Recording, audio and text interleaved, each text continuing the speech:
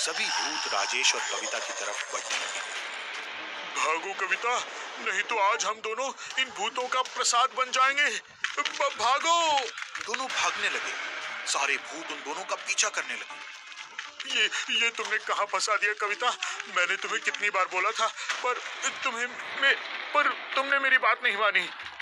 मुझे माफ करना जी, मेरी वजह से तुम्हारी जान पर भी बन आई। तभी एक भूत कविता के काफी नजदीक आ। भागो कविता, और तेज भागो, अभी इन सब बातों का वक्त नहीं है। भागो! एक भूत ने उसे पकड़ लिया। बाकी भूत भी उस पर टूट पड़े।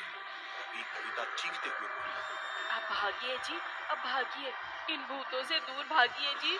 मैं तो अब नहीं बचूंगी, पर आपको जीना होगा। परवर नहीं जी, आपको मेरी कसम, अब भागिए, अपनी जान बचाइए। कविता के समझाने पर राजेश रोता हुआ वहां से भाग गया। रोते हुए घर गया। बार बार उसके चेहरे के सामने अपनी बीवी का चेहरा आ रहा था। बार बार उसकी बीवी की चीख उसके कानों में गूंज रही थी। तभी उसने चीखते हुए बोला, मैं उन भूतों से बदला लेकर रहूंगा। अब मैं किसी और गांव वाले की बलि नहीं चढ़ने दूंगा। वो गुस्से में सीधे मुखिया जी के घर गए और मुखिया जी से सारी बातें बताई। तभी मुखिया जी ने बोला, अपने आप को संभालो राजेश, मैंने तुम्हें पहले ही आगाह किया था, पर तुमने मेरी बात नहीं मानी। मुखिया जी वो ठीक है, मेरी बीवी नहीं तो कोई न कोई तो उन भूतों के हत्थे चढ़ता ही। किसी न किसी की तो वो जान ले ही लेते। हमें उनसे लड़ना होगा मुखिया जी। ये कैसी बातें कर रहे हो राजेश? उन भूतों से लड़ने का मतलब समझ रहे हो? मौत के मुंह में जाने की मत सोचो राजेश। मैं अपनी बीवी के बिना ऐसे भी कहां जिंदा हूं। आप बस रास्ता बताइए मुखिया जी, मैं कुछ भी करने को तैयार हूं। मैं अब उन भूतों को किसी और की जान नहीं लेने दूंगा। अब तुम नहीं मान रहे हो तो सुनो, अगर कोई 1 महीने तक पूर्णाहुति यज्ञ करे तो ये संभव है। बस इतनी सी बात?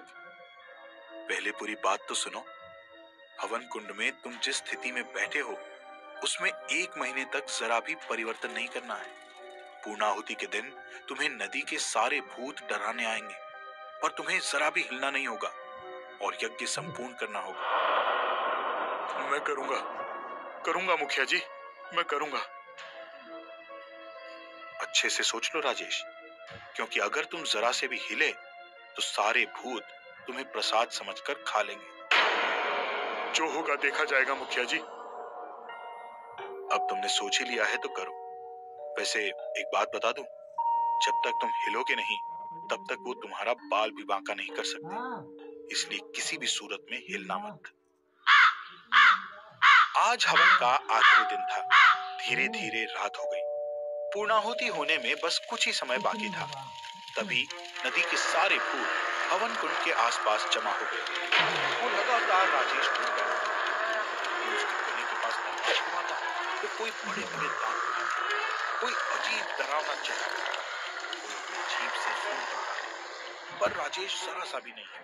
वो पूरी हिम्मत के साथ यज्ञ करता था। और तभी उसके सामने उसकी वाइफ कविता, उसके चारों तरफ से कई भूत उसे नोच रहे थे। वो बहुत चीख रही थी, मुझे बचाओ जी, ये लोग मुझे नहीं छोड़ेंगे, मुझे बचाइए जी। राजेश अपनी बीवी को चीखता देख थोड़ा विचलित होने लगा। वो अपनी बीवी की चीख बर्दाश्त नहीं कर पा रहा था। वो पूर्णाहुति छोड़ उठने ही वाला था कि तभी मुखिया जी आ गए। तुमसे मत हिलना राजेश, ये तुम्हारी बीवी नहीं है, वो भी एक भूत बन चुकी है। पूर्णाहुति दो, इस गांव को बचा लो राजेश। तभी कविता मुखिया, तुझे भी अभी आना था। हम तो मरेंगे पर तुझे भी नहीं छोड़ेंगे। तभी कविता ने मुखिया जी का सर कर दिया। राजेश रोता हुआ पूर्णाहुति दे रहा था। पूर्णाहुति होते ही सारे भूत जलने लगे और चलते हुए वहां से गायब हो गए। गांव वाले आसपास आ गए और उन्होंने राजेश को कंधे पर उठा लिया। सभी ने राजेश का शुक्रिया अदा किया। मुखिया जी उनके बलिदान पर श्रद्धांजलि दी। राजेश ने आखिर गांव को बचा ही लिया। उम्मीद है आपको ये कहानी